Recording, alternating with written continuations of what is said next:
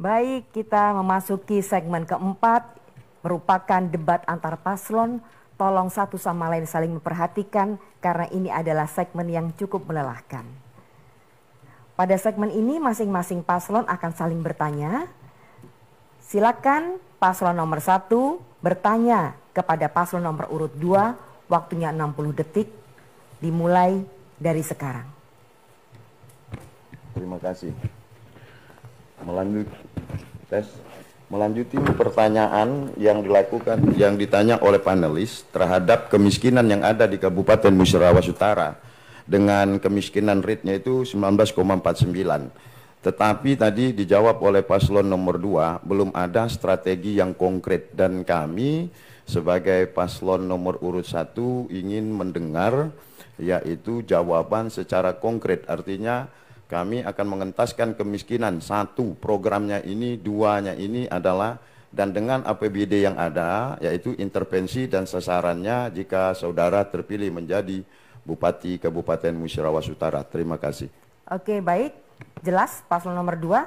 Silakan menjawab, waktunya 120 detik. Terima kasih.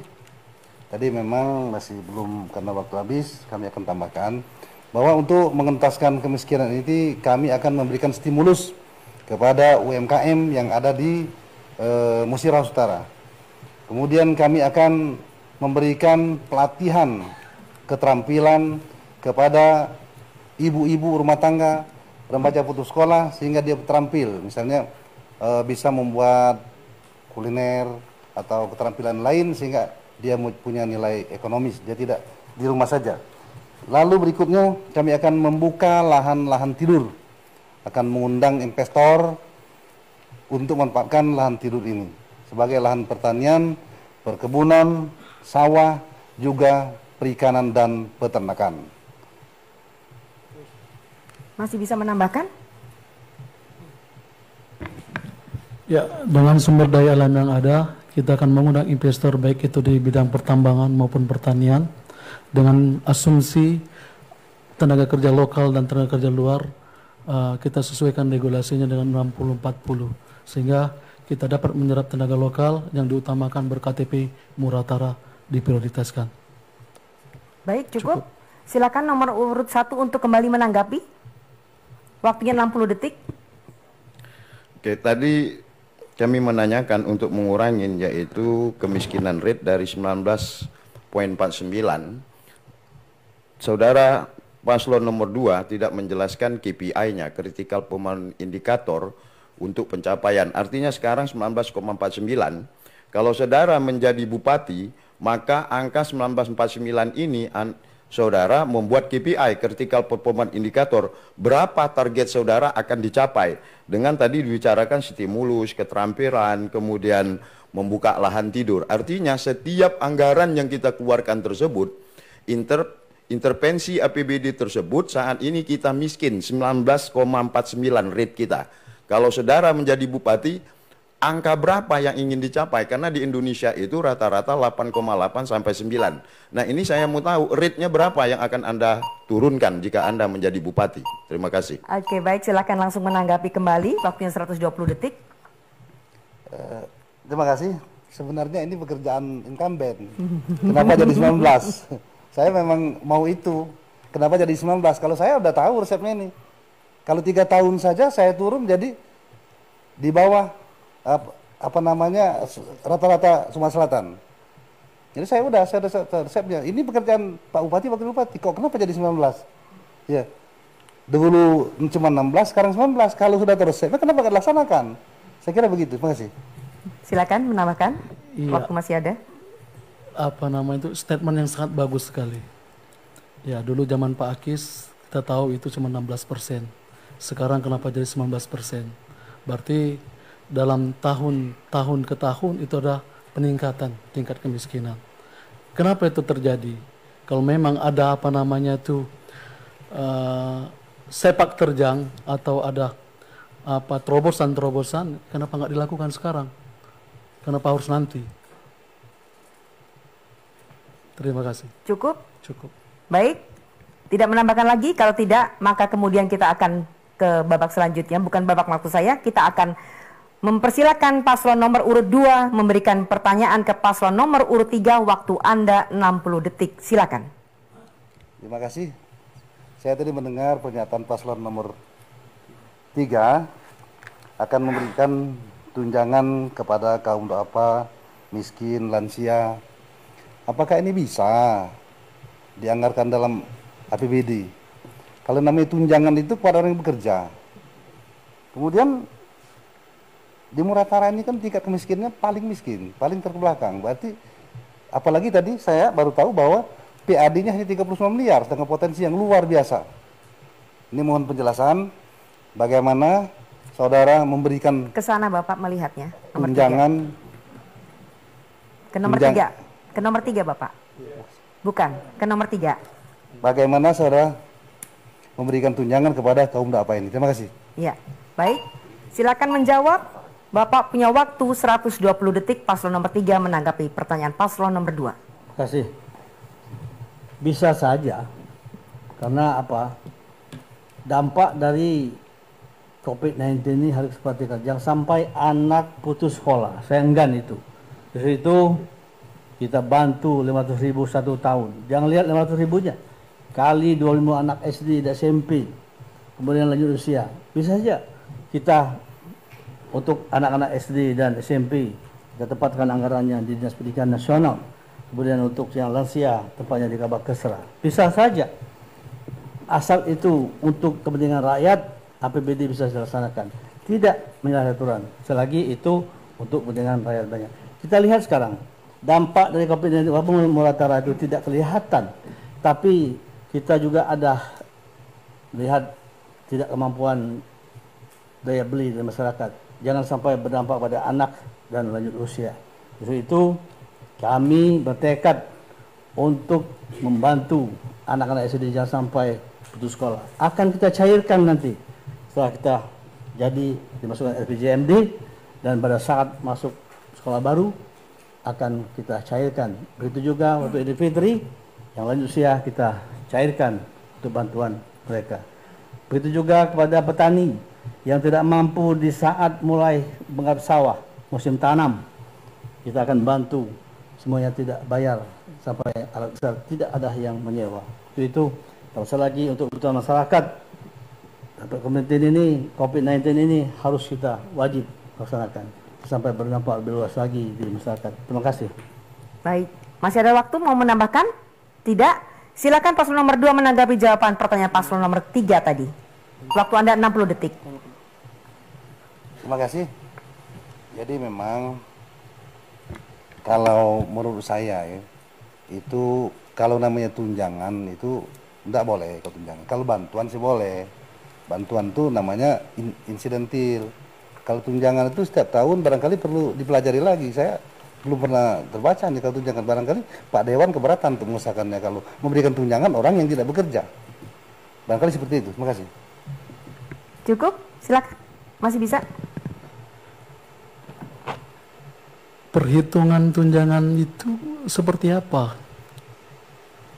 Karena kita tahu seperti Pak Bupati insya Allah bilang tadi, Silakan, tunjangan Pak, itu hanya untuk orang yang bekerja di dalam instansi. Sementara lansia, kita tidak tahu berapa jumlah lansia dan berapa jumlah anak yang harus kita siapkan. Terima kasih.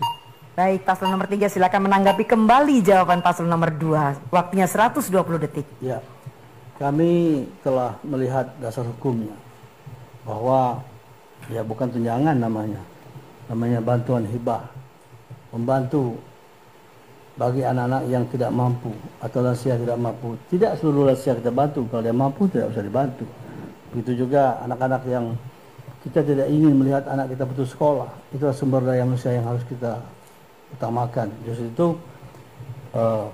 kalau kami terpilih dan kami dilantik, tetap akan kami laksanakan. Kami tidak ingin, kami sudah tahu aturan bahwa jangan sampai bertentangan aturan. Justru itu program ini sangat prioritas dan strategis bagi kami untuk dilaksanakan. Kenapa?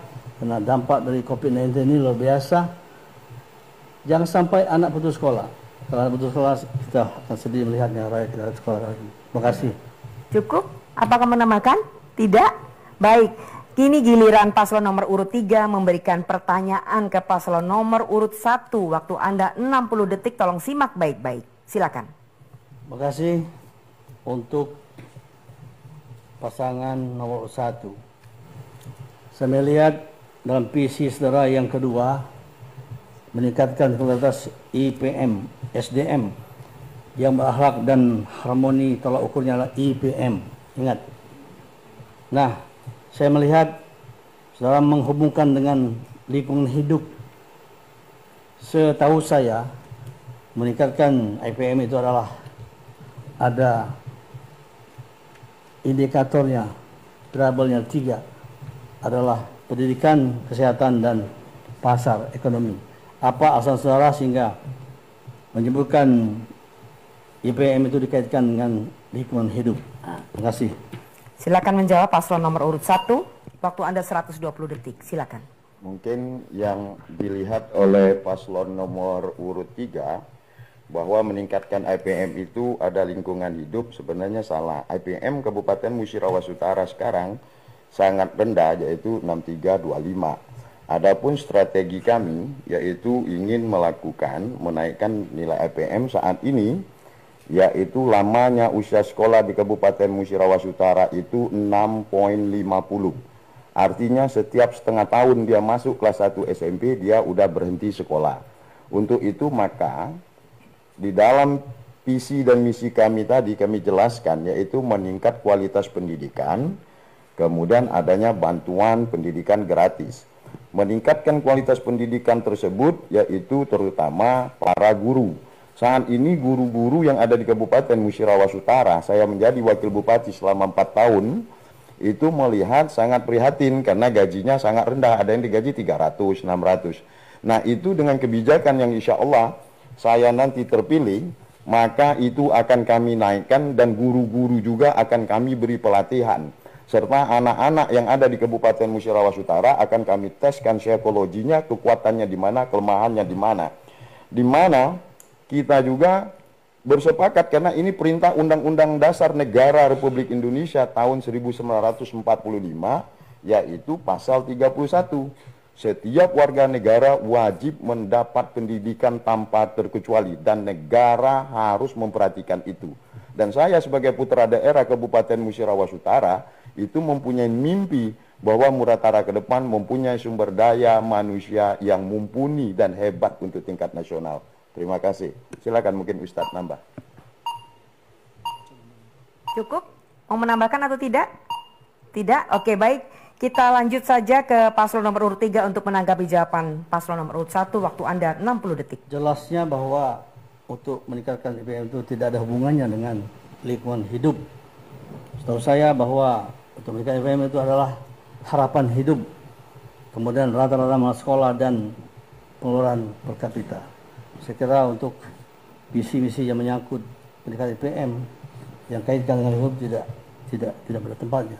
Untuk diketahui sekarang Muratara itu sudah peringkat ke-9 untuk IPM-nya. Tahun 2015 62,32. Sekarang 2019 menjadi 64,32. Cukup signifikan untuk pendidikan IPM itu. Kemudian kalau boleh saya namakan kemiskinan. Memang kita tidak boleh melihat warisan. Tidak boleh dari keluarga induk, tidak boleh kita kerja atau menurunkan kemiskinan ini. Untuk itu saya jelaskan bahwa secara Sumsel kita untuk penurunan kemiskinan adalah untuk ke-7 kita penurunan kemiskinannya untuk Sumsel. Terima kasih, waktu Anda sudah habis dan silakan paslon nomor urut 1 untuk kembali menanggapi jawaban paslon nomor urut 3. Waktu ada 120 detik. Tadi paslon nomor urut 3 menanyakan mengenai IPM, Indeks Pembangunan Manusia, bukan masalah tertinggal, termiskin. IPM ini kan lebih kepada pendidikan gitu loh. Nah, kami insya Allah kalau kami terpilih menjadi bupati, IPM saat ini 63 sebagai terendah, kami akan mentargetkan menjadi 70.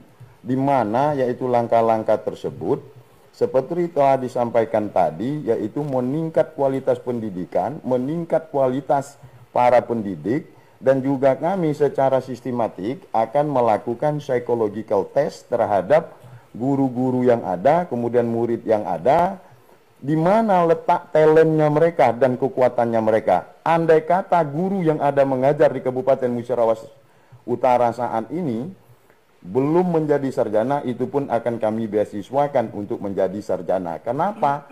Sumber daya manusia itu sangat penting. Dan kami berdua juga telah menyusun di dalam RPJMD dan misi kami bahwa guru-guru akan kami naikkan gaji minimum 1,5 juta. Karena ini salah satu untuk mendorong agar mereka mengajar dengan baik dan ada KPI-nya, critical performance indikatornya. Bahwa berapa sih nilai matematika di Kabupaten Musyarawat Utara, berapa sih nilai bahasa Inggrisnya, dan manajemen maupun kepemimpinan sekolah tersebut juga akan kami lakukan secara sistematika adanya kontrol, yaitu KPI terhadap setiap sekolah. Bahwa Kabupaten Musyarawat Utara tahun depan harus mendapat matematika nilainya 7, NEM-nya. Bahasa Inggris ada. Dan ini harus jelas, dan ini juga bisa dilakukan kalau gurunya sudah makmur, kemudian adanya pelatihan untuk mencapai dari 63 EPM menjadi 70 agar Kabupaten Musyarawat Utara tidak ber-IPM rendah seperti Kepres Presiden nomor. Terima kasih Bapak Paslon nomor urut 1. Selesai sudah segmen 4 ini dan kita akan melanjutkan ke segmen berikutnya setelah yang satu ini, dan beri tepuk tangan untuk ketiga paslon ini.